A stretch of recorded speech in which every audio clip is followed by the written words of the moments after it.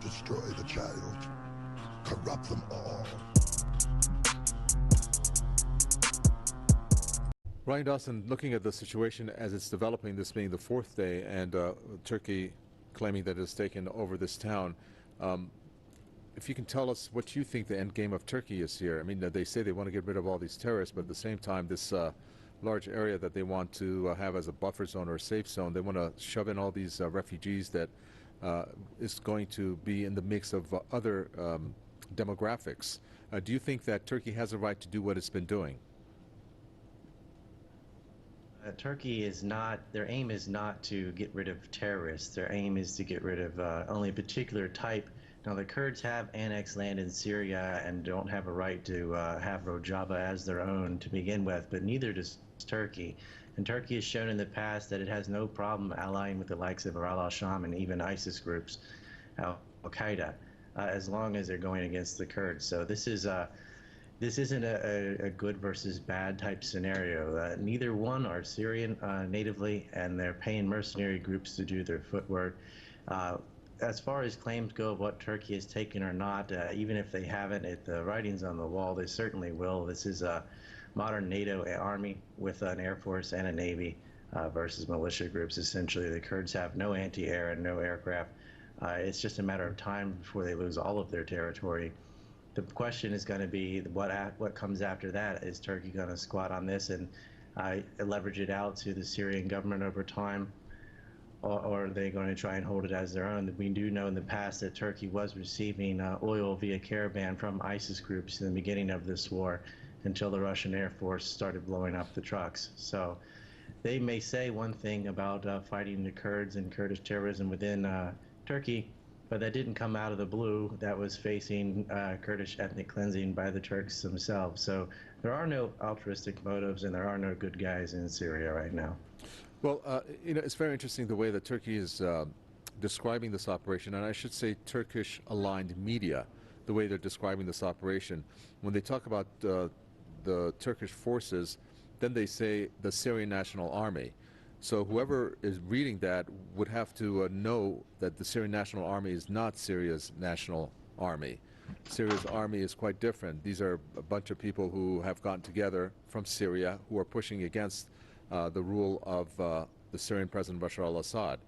So one of the key things that happens here, as you mentioned, what comes next, if they are able to take care or take over this area, then do you think they're going to rest there, or do you think that maybe in the back of their minds there are still those in Turkey who want to go for threatening the rule of Bashar al-Assad, because that is something that they were after for many years? I think the latter. I mean, their first goal is to take power away from Kurdish groups, and Kurdish groups likewise. I mean, out of their own media center from Rojava, said they're not. In the West, in the Western media, they're talking about our Kurdish allies who fought ISIS and were allies of the Syrian army. That's not how they categorize themselves. They say that we will fight to the last man to defend Western Kurdistan. They call it Kurdistan, not Western Syria. They're talking about their own territory that they also illegally annexed. So, and Turkey, the same thing. Yes, they want to liberate Syria from Kurdish control, but only to impose their own. They're not going to hand it back to Syria. Syria does have a better chance of getting their territory back from Turkey than they do from the American-backed Kurdish groups. As long as the American Air Force was there, that annexation would have been indefinite.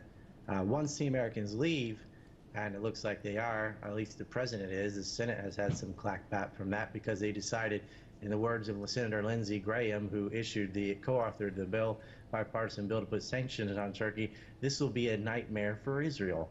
We all know that Israel has used Kurdish lands as a base of operations to strike other parts of Syria and Iraq. And then there's the oil question, where Kurdish Iraq used to send 77% of oil imports to Israel. So it is within Zionist interest, which is the whole reason the United States is backing Kurdish annexation in the first place.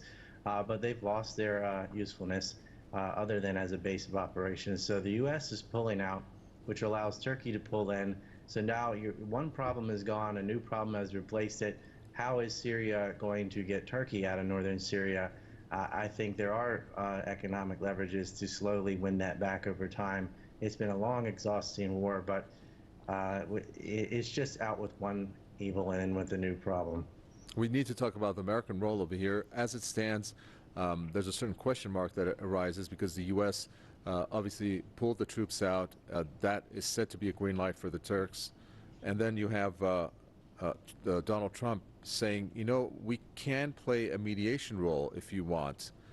And then it goes and slaps from what it sounds like, very severe sanctions against the Turkish government. And just news coming out that the U.S. Army in that area is actually cooperating with the Turkish army in their execution of this offensive. Of course, the details are murky and can't be substantiated at this point. What do you think about these developments regarding the U.S. role here? Well, you have a divide between different Zionist groups in the U.S. The Senate, which understands the plan, is very much against the withdrawal, very much against Turkey taking this land from Kurds, although it's supposed to belong to Syria. So Lindsey Graham and Ben Shapiro and Bernie Sanders and even Antifa, the far left and the far right, all agree not to do this. But the President of the United States has decided that we're going to have to do this anyway. You're going to have to take this bad medicine because we can't just indefinitely defend the Kurdish annexation of Syria. And he wants out. There was a question mark on Manbij, and it's not a full withdrawal from Syria. They're still in El Tamp. They're still in Abu Kamal and Deir ez-Zor, guarding the highways to prevent Iran from getting arms to Hezbollah. But as far as indefinitely protecting Kurdish territory, the president has decided, based on his base and his campaign promises, that he needs to get out. You're only talking about hundreds of troops, but these meat shields do prevent anyone else from entering the area to challenge the Kurds, because nobody wants to hit that tripwire killing Americans, because that could trigger a pretext for the might of the American military or the might of American sanctions on them. They don't have sanctions passed. It is something the Senate has drawn up. It is also something the president can veto. So in a little bit, it forces Turkey to pump the brakes and not just wholesalely kill civilians as they probably would have done.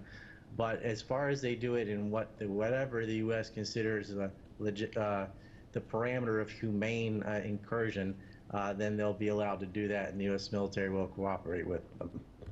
Okay, and also thank you, Ryan Dawson, author and peace activist from Osaka.